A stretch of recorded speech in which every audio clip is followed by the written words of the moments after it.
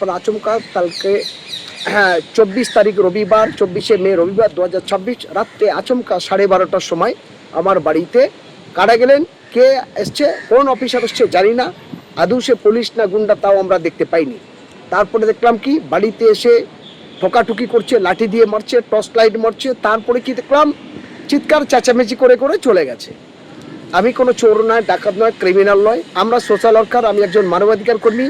2003 সাল থেকে বাংলার এ প্রান্তে থেকে সে প্রান্তে যেখানে আয়লা লায়লা বুলবুলি বুড়ে গেছে, পুড়ে গেছে, মানুষ দুর্ঘটনায় মারা গেছে, বিপদে পড়ে গেছে, আমরা আমাদের শক্তি অনুযায়ী দৌড়ে গেছি সেখানে। আমরা দেখিনি সে কোন রাজনৈতিক দল, সে কোন Trinamool, BJP, CPM, Congress, ISF আমরা দেখিনি, সে হিন্দু, মুসলমান, দলিত, আদিবাসী দেখিনি। আমাদের শক্তি অনুযায়ী ওই মানুষের পাশে গিয়ে দাঁড়িয়েছি, তাকে সাহায্য করেছি, তাকে খাবার দিয়েছি, ওষুধ দিয়েছি, বস্ত্র দিয়েছি, যতটা আমাদের পক্ষে হয়েছে মানুষের সেবামূলক কাজ করেছি। সব মানুষ দেখেছে, মালদার বন্যা থেকে আর কলকাতা সন্তোষপুর 16 বিঘা বস্তি পুরানো থেকে শুরু করে আর সুন্দরবনের আয়লা পর্যন্ত দৌড়েছি। ফলে আমরা সোশ্যাল ওয়ার্কার হিসাবে মানুষের সেবামূলক কাজের সঙ্গে যুক্ত। আজ পর্যন্ত সারা পশ্চিমবঙ্গের কোনো থানায় আমার নামে কোনো অভিযোগ, কোনো এফআইআর কিছু নেই। তারপরে আমরা জনসেবার কাজ করে যাই, সেবামূলক কাজ করে গেছি। আর আচমকাভাবে কালকেরে আমার ওই তৃণমূলের কিছু হারমাত, কিছু চটি চাটা, কিছু হিরোইন ব্যবসা, গাঁজা ব্যবসায়ীদের চটি চাটা করে দালালি করে কোন অফিসার এসছে জানি না, কোন ক্যাম্পের পুলিশ না রাউন্ডের অফিসার মদ ফদ খাইয়ে পাঠিয়েছে তাও জানি না। তবে আমার বলার বক্তব্য, যে গাঁজা ব্যবসায়ী বা হেরোইন ব্যবসায়ীদের মদতে কালো টাকা নিয়ে তাদের সাহায্য করার জন্য আমার বাড়ি আচমকা এসেছেন, আমি মানবাধিকার কর্মী হিসাবে যতটুকু জানি, আমি যদি কোনো চোর বা কোনো দুর্নীতি বা কোনো অসামাজিক কার্যকলাপ করে থাকি আমার বিরুদ্ধে নোটিশ দেবে, কিন্তু নোটিশ দেয়নি। পুলিশ এমনিভাবে গিয়ে রাত 12টার সময় আমার বাচ্চা, আমার স্ত্রীকে আতঙ্কিত করতে পারে না, আমাকে ডাকতে পারে বা আমার দিনের বেলা আসতে পারে। আরে রাতের বেলা পুলিশ কোথায় যায়? যে চোর ডাকাত ক্রিমিনাল তার বাড়ি যায়, ভালো ভদ্রলোকের বাড়ি রাত্রেবেলা কেন যাবে? এটাই আমাদের কাছে প্রশ্ন। আমি এসেছিলাম কলকাতা হাইকোর্টের সামনে থেকে এই ভিডিওটা করছি।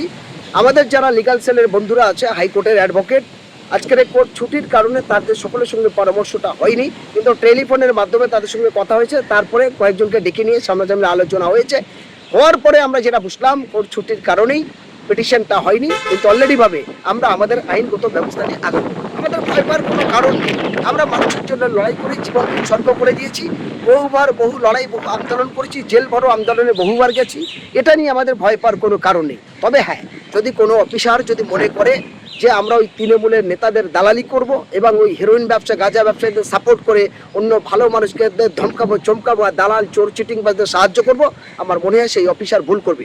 কারণ আমার নামে যেহেতু কোনো মামলা নেই এবং দীর্ঘদিন 2003 সাল থেকে এই 2026 এতদিন পর্যন্ত সেবামূলক কাজ করে এসেছি, আমরা কিন্তু ফার্দার সেই অফিসারের আমার নামে যদি 2, 5, 10টা মিথ্যা মামলা দেয়, আমরা কিন্তু পাল্টা সেই অফিসারের বিরুদ্ধে আবার কিন্তু পাল্টা মামলা দেবো। সে যে কোনো থানায় যাক না কেন, তাকে কিন্তু আইনের পরিচয়, আইনের জায়গা থেকে কেউ কিন্তু বাদ যাবে না। ফলে আমরা সেই লোক, আইনে বুঝি, আইন মাফিক লড়াই করি, সেবামূলক কাজ করি, আমাদের ভয় ভীতি কিছু নেই। আমরা জীবন সাধারণ মানুষের জন্য উৎসর্গ করেছি। আমি হোসেন গাজী, দেশ বাঁচানোর সম্পাদক,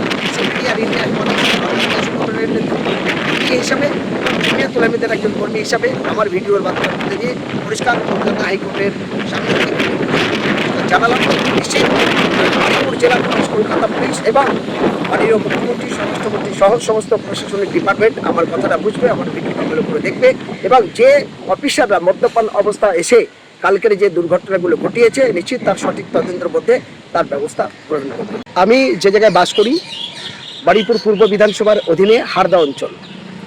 গতকালকে আমরা একটা 24 তারিখ রবিবার 24শে মে 2026 রবিবার সন্ধ্যাবেলা আমরা একটা মিটিং করেছিলাম হারদা প্রাইমারি স্কুলে। কেন? সেই মিটিংয়ের উদ্দেশ্য ছিল, আমরা যারা অত্যাচারিত হয়েছি, গত পঞ্চায়েতে আমাদের যিনি প্রার্থী ছিল সাবিল লস্কর, তাকে প্রচণ্ড মারধর করেছিল, ব্লিডিং হয়েছিল, তার কোনো এফআইআর নিতে দেয়নি, করতে দেয়নি এবং আমাদের অসংখ্য মানুষের, গরিব মানুষ যাদের 10,000 20,000 করে টাকা নিয়েছে ঘর দেবে বলে, তারা ঘর পায়নি এবং যাদের ছাদোলা বাড়ি তারা টাকা পেয়েছে।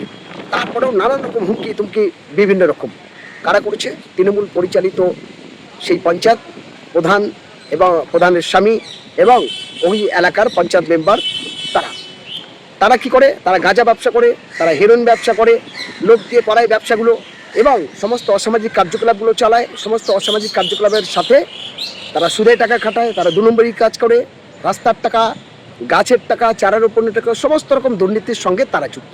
দীর্ঘদিন ধরে এই কাজ করে চলেছে।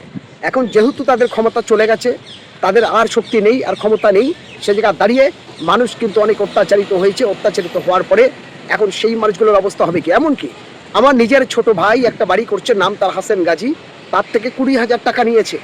ভাবতে পারেন, 20,000 টাকা নিয়েছেন তার ঘরের পারমিশনের জন্য। তারপরেও সে অত্যাচারিত, তার কোনো পারমিশন দেয়নি, টাকাও নিয়ে নিয়েছে। আমার আরেকটি ভাই নিরীহ মানুষ, সে নামাজ টামাজ পড়ে, তাকে ঘর দেওয়ার নাম করে 20,000 টাকা নিয়েছে। ওই ভাইটাকে গত পঞ্চায়েত ইলেকশনে একটা কি পোস্ট করেছে বলে, নওশাদ সিদ্দিকীর কি একটা ছবি ভিডিও পোস্ট করেছে বলে তাকে এত মার মেরেছে। এবং তার স্ত্রী, সে জামাতি মানুষ, হ্যাঁ, বাড়িতে তালিম করে বাচ্চাদের পড়ায়, আরবি পড়ায়, বাংলা পড়ায়, ইংলিশ পড়ায়, তাকে পর্যন্ত মারধর করেছে, চুল করে কাটায় ফেলে দিয়েছে। সেই ভাইটা পার্টি অফিসে, তৃণমূলের পার্টি অফিসে ডেকে ফোনটাকে আছড়ে ভেঙে দিয়েছে। একটা স্ক্রিন টাচ ফোন তার ভেঙে দিয়েছে, 20,000 টাকা ফোনটার দাম। তাহলে সেদিনকে 10,000 টাকা ফাইন করেছে, তারপরেও তারা কোনো অভিযোগ থানায় করতে পারেনি এদের ভয়েতে। আজ সেই জায়গাটায় তারা অভিযোগ করতে পারবে না। এই সমস্ত জায়গা নিয়ে আমরা যখন এই বিষয়ে রেখে কালকে মিটিং করছিলাম, ক্যানিং পশ্চিমে যিনি আইএসএফের প্রার্থী ছিল বামপন জোটের, সে প্রার্থী কবির মণ্ডল, সে উপস্থিত ছিলেন। এবং সকলের থাকায় যখন সভাটা করলাম,